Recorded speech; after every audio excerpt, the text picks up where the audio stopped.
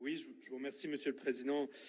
Alors, comme l'a indiqué Pascal Mangin dans son propos introductif, ce budget 2018 voit la confirmation des orientations prises en 2017 et ainsi de la plupart des dispositifs qui préexistaient à la naissance du Grand Est, finalement.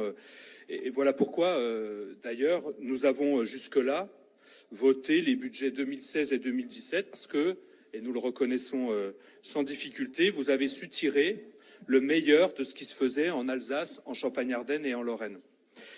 Aussi, et néanmoins, permettez-moi d'évoquer 3 chantiers devant nous et que nous considérons comme prioritaires.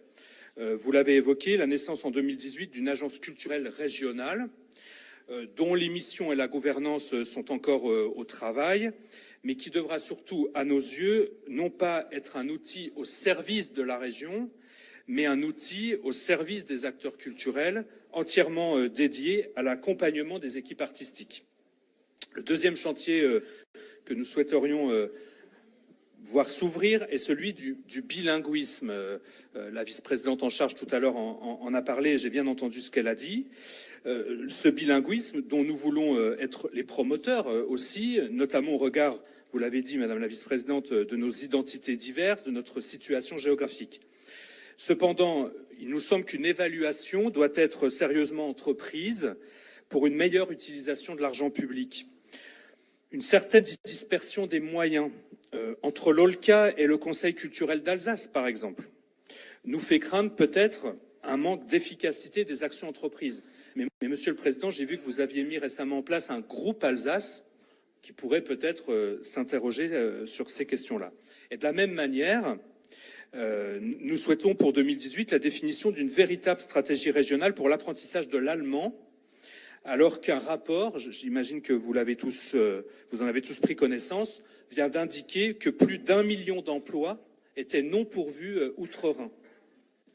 Le troisième chantier que je souhaite évoquer, c'est celui qui doit nous permettre, je crois, d'accentuer notre soutien à l'innovation et à l'émergence culturelle.